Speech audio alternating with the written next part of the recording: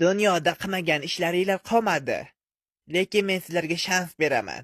Qo'liga qamchini olib gapirdi. O'zinglarni himoya qilish uchun bitta narsa tanlanglar va men 3 qamchidan uraman. Agar chidab bera olsanglar, jannatga kirasizlar. Amerikalik birinchidan o'zini sinab ko'rdi. Xo'sh, nima bilan himoyalanasan? Oldidagi granit toshni dast ko'tardi-da, u bilan himoyalandi. Va birinchi qamchidayoq tosh sinib ketdi. Unga bir qamchini o'zi kifoya bo'ldi. Navbat hindistonlik cholga keldi. Xo'sh, boboy, nima bilan himoyalanasan? Atrofda deyarli hech narsa yo'q. Hech nima bilan. Men umrim davomida yoga bilan shug'ullanganman. Judayam chidamliman. Unda chida. Shu.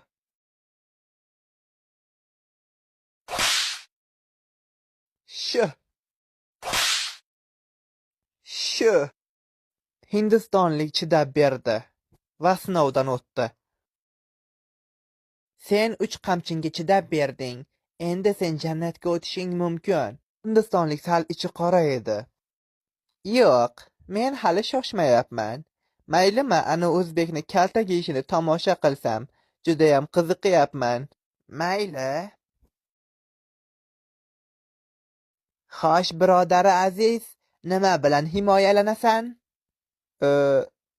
Men ana boboy bilan himoyalanaman.